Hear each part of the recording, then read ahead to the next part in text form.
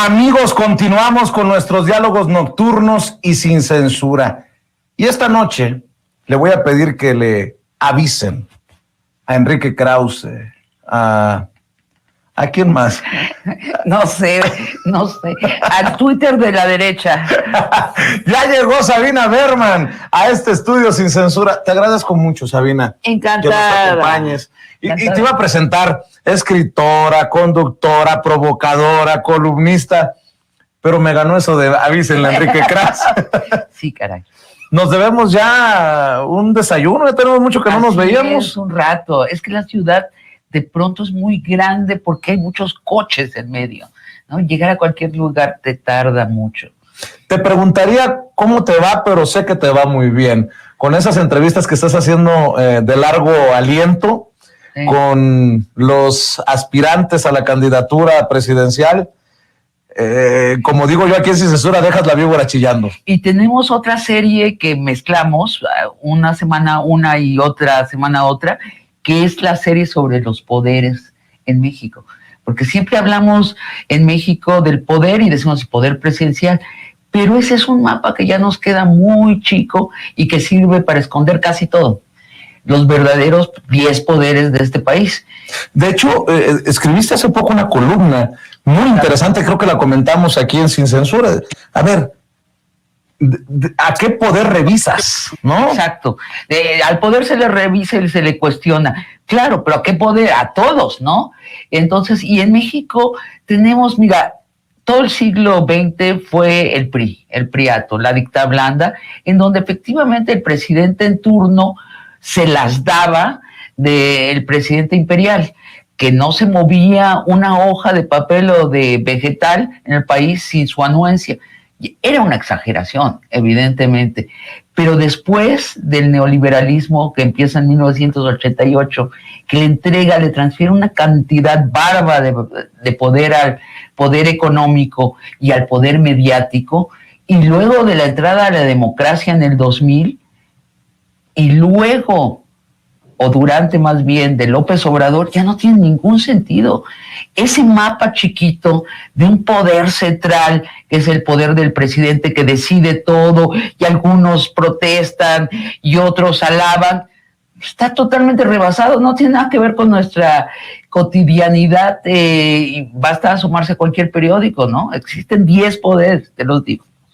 Poder presidencial, poder legislativo, que si tiene mayoría el presidente, pues le hacen caso en la Cámara donde tenga mayoría, y donde no.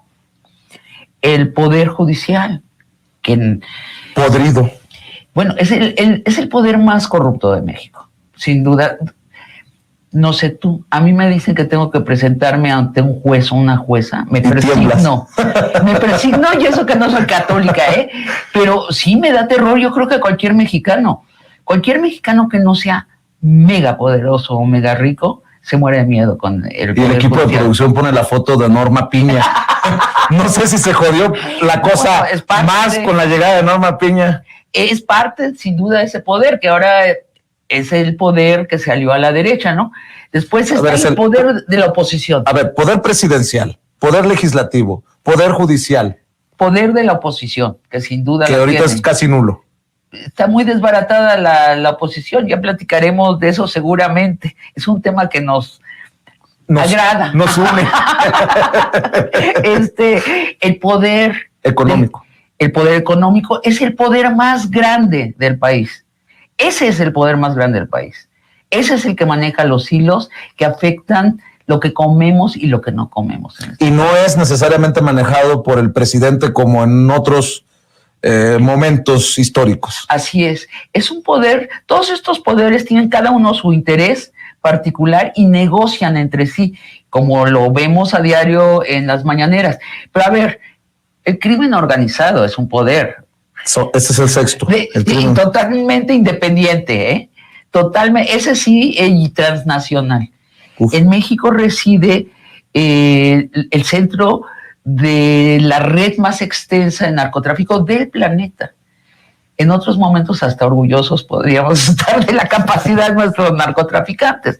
Bueno, después está el ejército.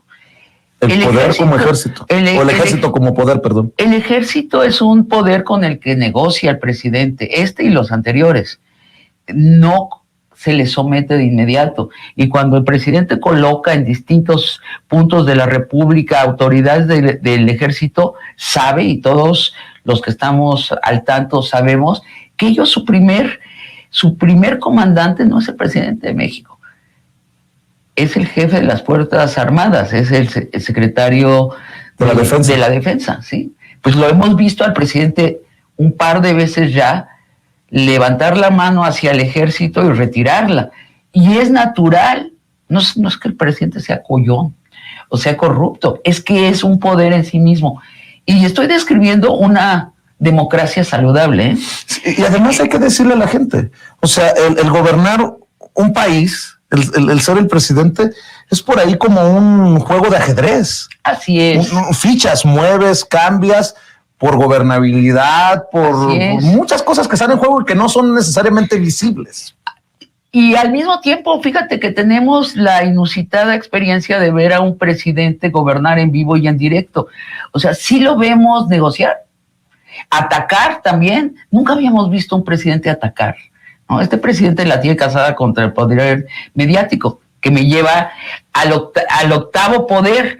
El poder mediático es un poder en sí mismo, muy ligado, claro, al poder económico y al poder en este sexenio de la oposición, pero es un poder en sí mismo.